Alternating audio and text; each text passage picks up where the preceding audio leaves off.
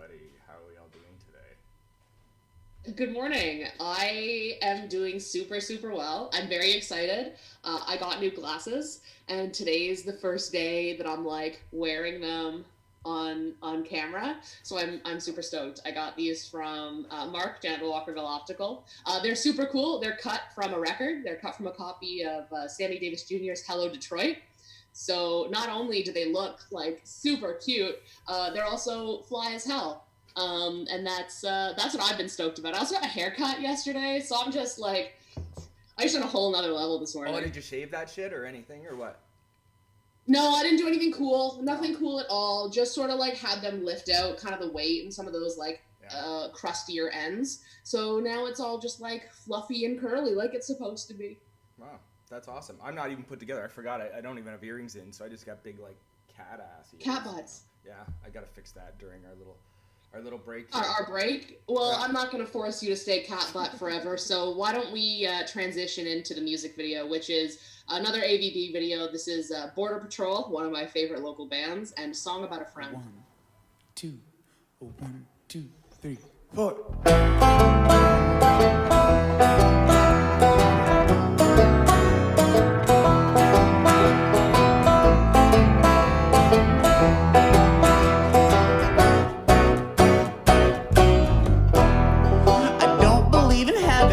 But I know the devil's real. He's sitting at my table, his hands have touched my meal. He rummaged through my dresser and he's looking for a sign, but I can't tell you what it is he's hoping he will find. Saw him making coffee, I saw him feed my cat. I sometimes think his actions are more subtle than that.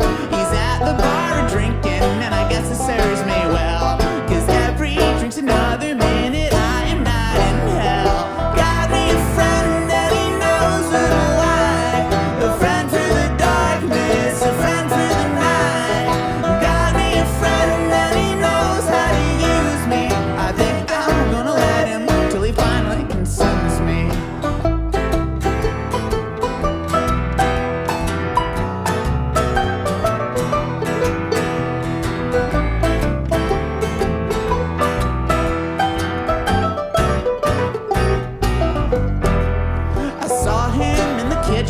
He's sleeping in my room.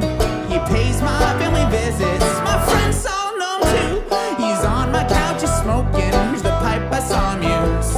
And if I try to outrun him, he knows my every move. Got me a friend that he knows how to like, a friend through the darkness, a friend through the night. Got me a friend that he knows how to use me. I think I'm gonna let him till he finally consumes me. He's telling me there's no point in getting out of bed. He's the smoke, he's the liquor, he's playing with my head. It's clear he's gonna get me, but what's really hard to see, it's the one I call the devil. He ain't nobody but me. Got me a friend and he knows what I like, a friend through the darkness, a friend through the night. Got me a friend that he knows how to use me. I think I'm gonna let him. I'm probably gonna let him. I know I'm gonna let him. I want him to consume me. Ooh, ah, ooh, ah, ooh, ah, ooh, ah, ooh, ah,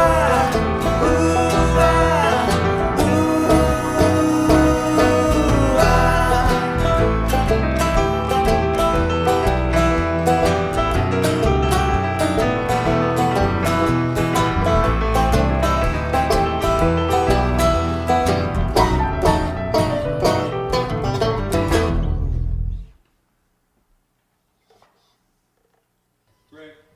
Yeah, I love that video. Border Patrol.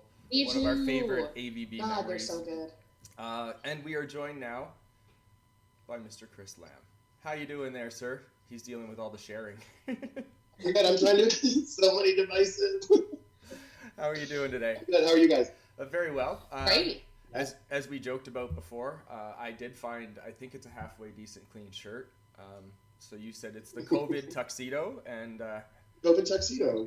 we're all dressed up enough today. Yeah, it's all t-shirts today. That's all right. This is the fanciest I've been, I would say, in a week, easily. There's an image on my shirt. That's like taking it up. Oh my god. Yeah, so I got this shirt, and I just thought it was a funny image, and I was walking down the street, and someone was like, I love that band! And I'm like, I don't... That's a band? It's a band shirt, and I can't remember the name of the band, but that's their logo. There we go. Oh, That's awesome. I was like, hey, Cat, awesome. Yeah, one of my... Can we... Sorry, Six. I really would like to take a look again at your mug, if that's all right. Oh, you mean... Yes. Coffee mug? Oh, it's gorgeous. Depending on the angle, it's like, who is it? Is it me? This is from like an art collective in Toronto called Pansy Ass, and they make graphically sexual homoerotic imagery on like really delicate and ornate ceramics and like Chinese porcelain and stuff.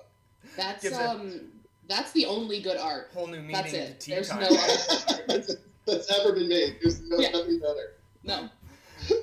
You'll just make sure you link that out in all the descriptions so that we can satisfy everybody's need to do that. Right. It takes like a solid year to get anything. I think they like full on just make them one at a time. So that's crazy. I mean, how many of these mugs do you think that they're selling? Doesn't the wait though? Just the anticipation makes it all the better though, right? Well, yeah. I mean, what screams anticipation more? Delayed gratification, I think, is the theme of the Oh, geez. So, I will do a little bit of an introduction. I'm not sure. Most of our guests, come on and they're really excited to chat. And just before I had you on, it was a little bit of a struggle. I saw you in your workplace, and you were like, "Why do you want to just talk to me? I'm just like a regular guy." I have absolutely nothing to add. No, to but we do need comic relief during all of this too, and we need to chat with real people. And you are as real as it kind of gets. I used to see you on a pretty regular basis, and COVID happened. You work at the LCBO over here on Walker, and at the beginning of this, you started to do deliveries, and I just want to really mention this because this is a time where, I was extremely nervous to go out, especially the liquor store was crazy. And, wanting to have a drink on, a couple nights of the week, you made that extremely easy. And then to find out that you were doing it for other people in the community, probably people that were a lot more, let's say immunocompromised and, in a worse off position than I was. But you helped out a whole lot during that time, and I just, this is probably why I wanted you to come on, so I could publicly thank you for what you were doing. There were a lot of people doing deliveries and stuff, but you were kind of taking on a whole different type of delivery that, people also needed and or wanted, and it was, look at all that fur fly. I know, I had to, otherwise he would not let me sit here. This is just what it's going to be like, the whole interview. Oh. I feel like... But yeah, I understand. Mine's on the pillow next to me, usually in my lap as well. I wish I could get this guy to sit on a pillow. Jeez. It's a blessing. The delivery thing was sort of... it just seemed like a logical thing. And to be honest, I wasn't, delivering to people. I was delivering to friends, right? Yes. I wasn't just, giving customers a card saying, if you need whatever. But, I get it. I didn't want to be there, to be honest. And it was... it was strange that of all the things in the world that could be considered essential, in a million years, I never would have thought that selling alcohol would be one of them. And just the amount of people that were like, man, I want to go, but I'm in the lineup because I'm so scared. And I was like, oh, I'm already here. Might as well just drop it off at your house on the way home. Yeah. Makes sense, right? It's like a little bit of kindness. Yeah, absolutely. How much of a toll did that take on you? The changing work environment and the stuff, because everything really changed for you, and you didn't stop working. Essentially you were there, right? Well, I did stop working really because I worked for the school board too. So, in the middle of strike negotiations and whether or not we were going to go on strike, and COVID hit. So essentially I hadn't taught since maybe December. And then COVID happens, and all of a sudden I'm 40 hours at the LCBO. Everyone is nuts. And in the first couple of weeks, I do think that there was a liquor shortage in Ontario I know that there was like glass shortages and all the things that you would never think that go along with what goes into alcohol.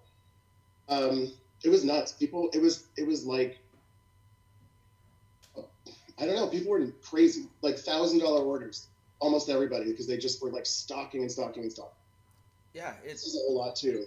The trickle down of the chain of I guess supplies even to get that final product out, like the bottle caps, the labels, you know, like you say, the glass, the recycling, all of that kind of took this crazy extreme halt. And you know, but I think it really I think if nothing, it sort of showed us how fragile we are, how any sort of blip in the way that we live our lives is just, it's so poorly thought out that the second anything happens, it's just pandemonium. Like anything from Italy, like we haven't had Aperol in 3 months, right? Just because it was just weird. And the problem, I think, it's a double-edged sword. The problem, I think, is because the LCBO sells what it sells, people don't care that Aperol, you know, like they want what they want because they need it. Mm-hmm. And instead of coming at us with compassion and understanding, it was really hard at first because they were coming at us with violence and anger and frustration and like literal assault. You know, that's not even exaggerating. Yeah, I know. I read a few things, you know, obviously keep up with you on, as your title underneath your name here says, Internetville. I keep up with you there in the Internetville world. And, you know, I read some posts and, you know, it right down from, you know, drugstore, grocery store workers, yourselves, you know, the way the LCBO was set up is totally different than the beer store is set up. Now, the beer store seemed like it was like an automatic, awesome rollover into like quick lines in and out and get your beer and it's cool. No recycling, which I'm sure all the workers were thrilled with. Yeah. No recycling, no cans or anything coming back in. But man, that was a business that would, you know, kind of before its time. It had stuff figured out to kind of deal with the quick line in and out, pay, get your stuff, get out the door. I'm wondering if the LCBO is going to take up any sort of, you know, and this is totally speculation, and, you know, I don't definitely want to get you fired from a job, but, you know, you think the LCBO would be opening something, and I think we joked about it when there was a window out at the front of the LCBO, like some sort of like a pickup window, like, oh, my order, it's already paid online, here's my number or my receipt, and then you just pick up your order and you go. I don't know. I don't think that they have any plans to make that some sort of like official thing, but I did think it was a really good idea. I think though the problem with that is, you know, the beer store is so fundamentally different than the liquor store, right? You're going to the beer store, you're buying one case of something, or you're buying, you know, whatever. People come to the LCBO. If we took the time to shop for everybody, to like pull, you know, individual orders, the store would never open. Right? And there already is. Nobody knows this, but there's the depot in Windsor. It's the LCBO's depot, and you can shop there, right? And so that's their job is to do. They're there to do bar orders, so that, you know, bars never go there because the stores are closer, right? So that's their job. So if you wanted a massive order, they put it together for you, and then you pick it up there. I had no idea. I did know that. I've driven by that. You've heard it here first. Yeah, driven by it, and I'm like, oh. I'm sure all my colleagues who work at the depot are going to be so mad now. Cut the interview. Mute him. Yeah, but, you know, I mean, I was even trying to think about things like the distillery here, like Hiram Walker's, you know, I mean, their experience, I guess, area was closed, so they used to do sales out of there, but, you know, during it's cute moments. Hang on, I got one. Oh no! Yes. It's a triptych. Look at this. You're the star of the show. Yeah. This is turkey sandwich. Only thing that's gotten me through COVID. Yeah, we got COVID kittens to cure some of the. Oh, that's a cat stepping on the keyboard. That's a cat move too. Yeah. Okay. So. You know what? One of the things that I never thought about, you know, with the LCBO closing. We always sort of thought of it in the frame of like, okay, some people are addicted. If we close, you know, how quickly would this building be on fire? Or how quickly would, people just break in and steal stuff. But aside to that, and we talked about this a few days ago at work, is that some people are so addicted to alcohol that if you take that away, it caused them to need to go to the hospital. And the whole point was not to put strain on the hospital system. So I think a lot of people took a negative approach, like, oh, what, you can't drink for a couple of days. But it wasn't really about that. It was sort of like keeping everything sort of functioning as normally as possible, right, in the community, because there's so many different aspects of like what taking that away from people could create.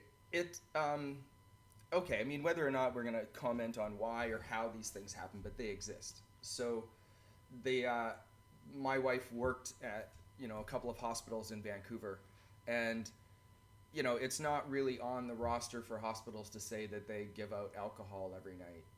But essentially, and it's not to all the people, but there are people that are in there that were addicted and they're alcoholics, and if they don't have a little bit, it causes a lot more problems.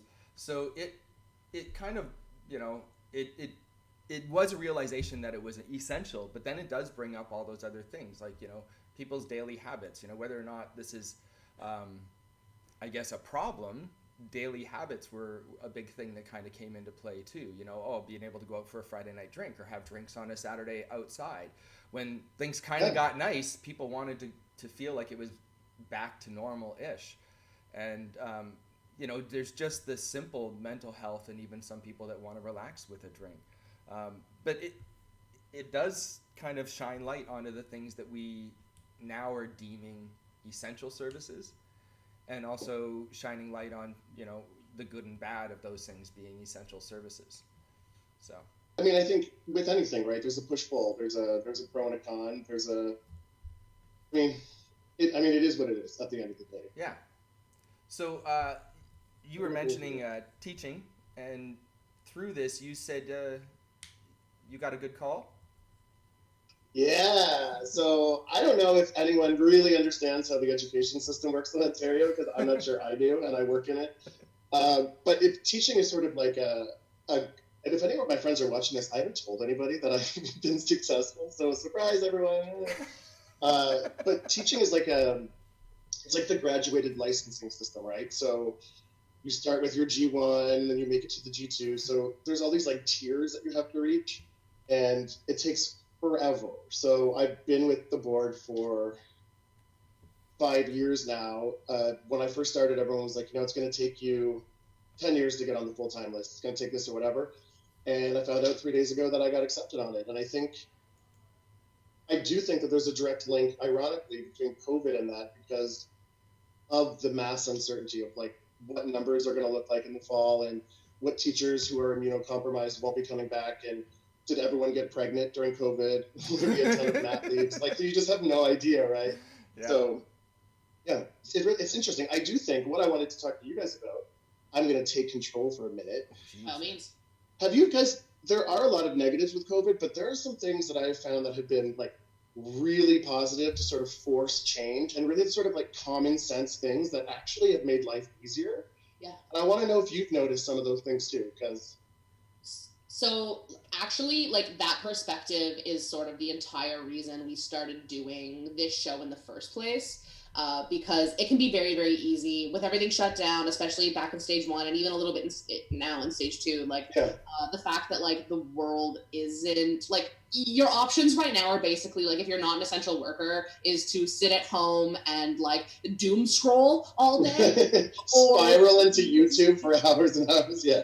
Exactly, which I should add is my favorite activity. I'm doing it as we speak. Multitasking is very important.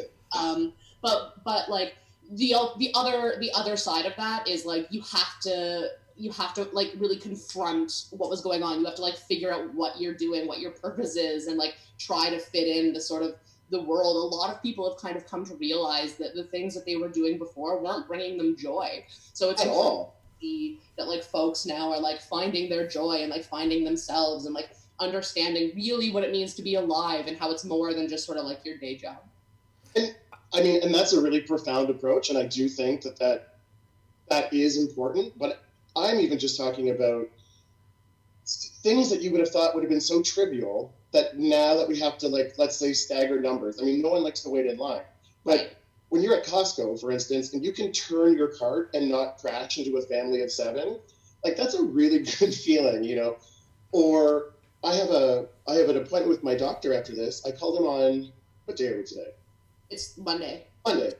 I called on Friday to get an appointment, and he was like, yeah, okay, I'll call you Monday, because they can now do telephone consultations to keep people out of the office, and that is genius. Yeah. Why wouldn't we be able just to have a video conference with your doctor? Why take up the time and the, you know, it's just stuff like that where I'm like, this, hopefully it stays this way. You know, let's learn how to be a little bit more efficient or better. Yes, yeah. I think there's a little bit of the efficiency that, you know, there's an uptick in definitely that. You know, I mean, everybody kind of understands that if we can start doing Zoom meetings and things like this on a regular basis, then why aren't we doing them to complete, you know, jobs where, you know, I had the option of going to a meeting and speaking with someone about a job coming up, or I had an option of throwing on a shirt or being in my little COVID tuxedo and coming in. I like that. We're going to coin that. And having this meeting and literally being able to go back and forth creatively.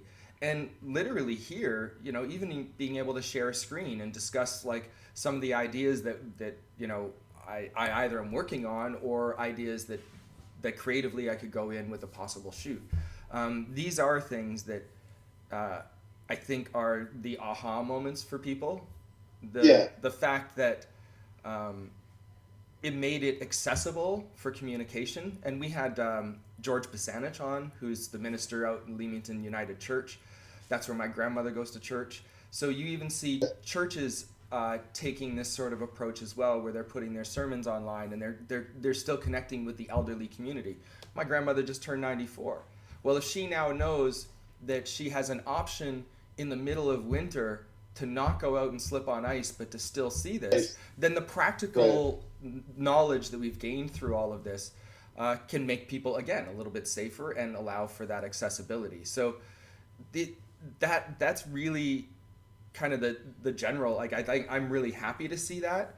I think that everybody went through a full-on existential meltdown. I know I did, and some of us, I'm not even going to say I was prepared for it, but you know, I went to school. I took enough existentialism classes. I should have been able to wrap my head around it, but like the floor was pulled out from underneath you, and there seemed to be no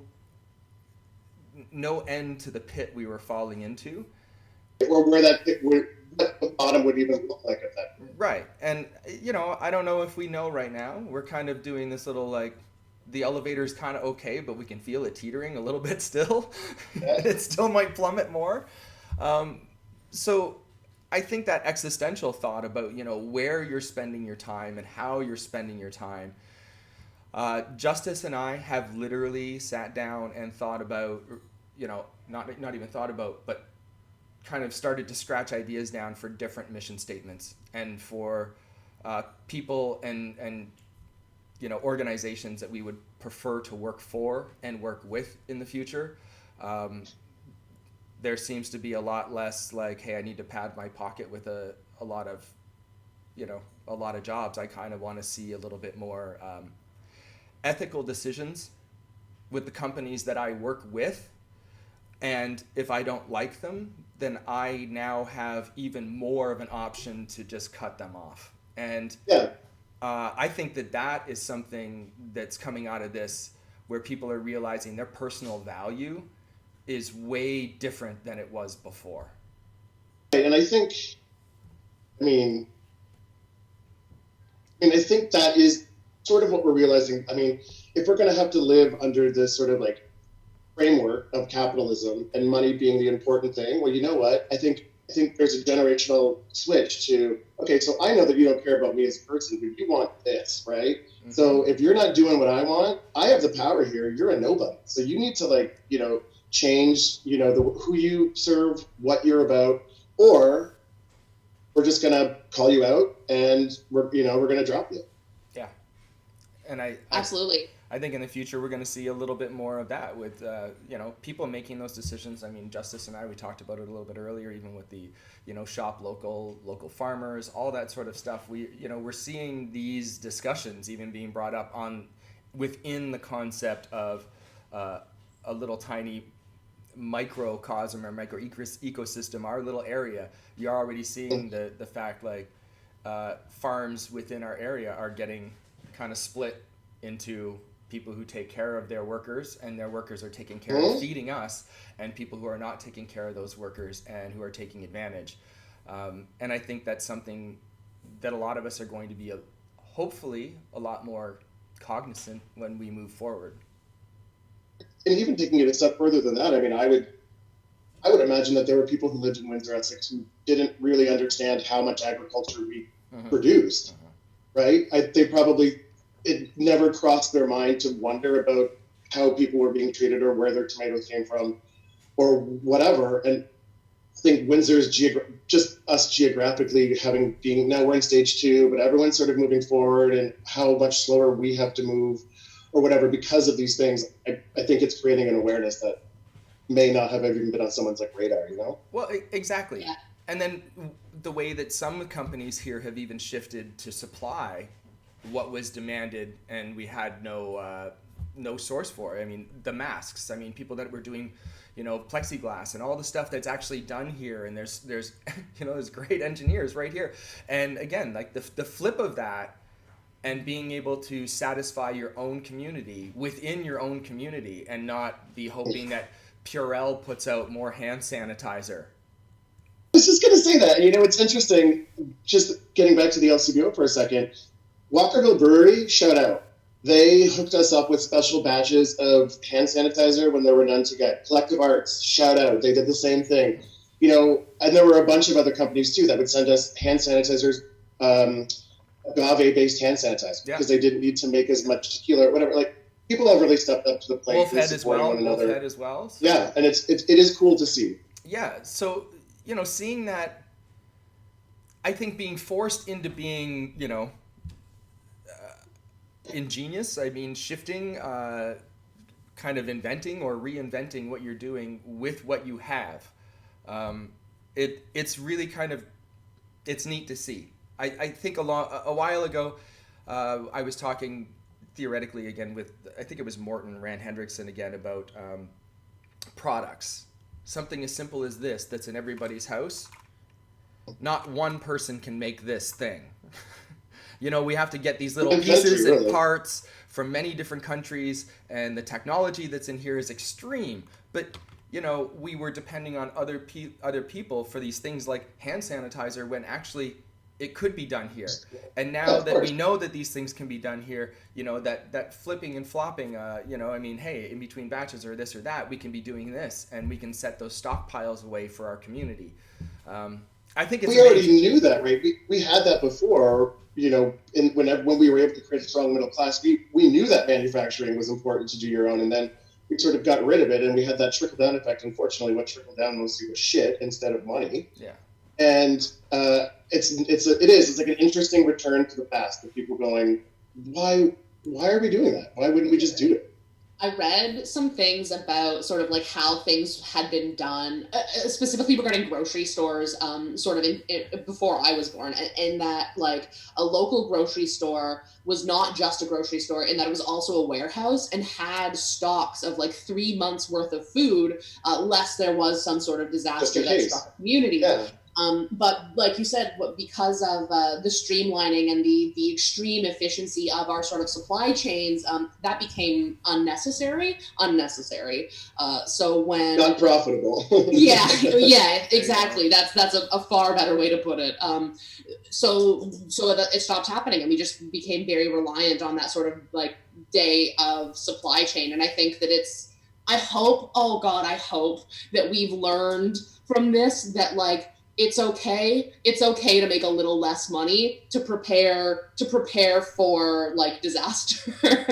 Okay, but being at the LCBO, this conversation is lovely, and I'm glad that there are people who have this perspective, but there's a real flip side to this coin of, I have seen a lot of crazy and a lot of entitlement. People are really good at masking, and then this sort of happened, and they're all in your family somehow. Like, every single one of them is related to you in some way.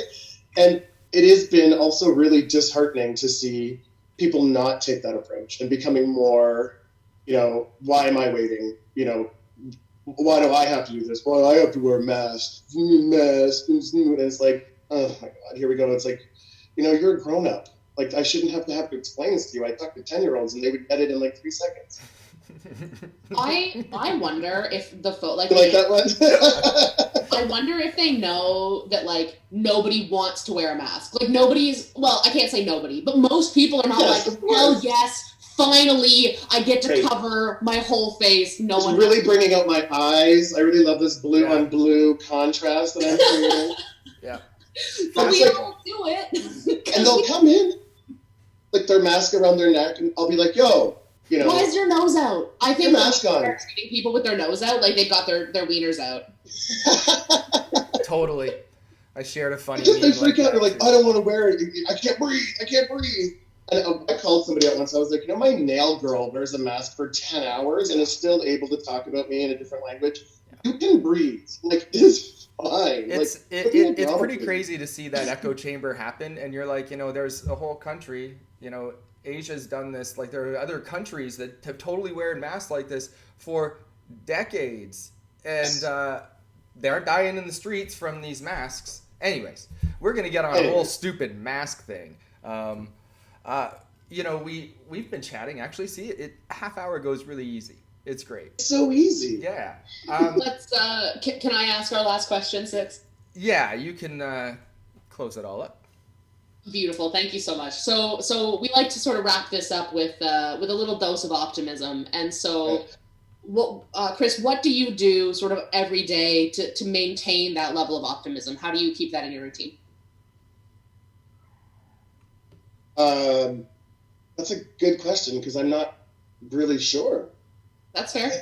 I don't know. I mean, some days I don't have any at all, and then some days I'll see the most random, like sweetest act, and I will full on start crying. And I don't know how much of that is me versus COVID, but I don't know. I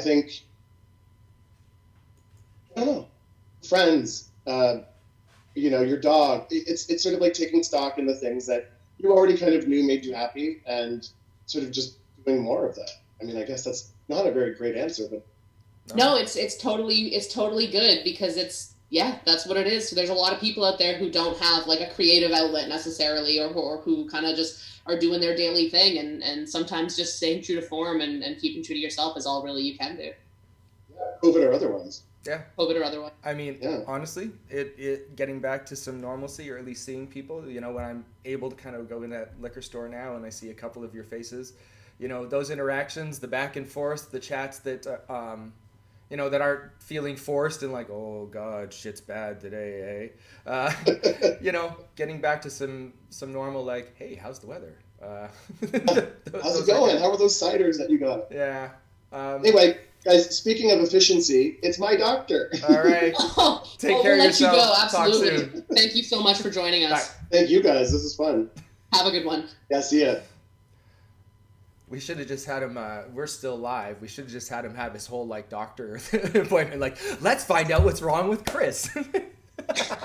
That'd be a really fun game, and I think that we should do that, but we should plan for it. It ruins the spontaneity. But, if we're going to medically shame somebody publicly. Yeah. So we have a couple more shows coming up this week, obviously. Tomorrow we have Christina Laurie. On Wednesday we have Pat Papadeus. And we hope that you guys will tune in. If you have any questions, again, for any of our guests, make sure you put it in the feed, and we will be happy to try and answer them all. So we'll see you tomorrow. Thanks so much for hanging out.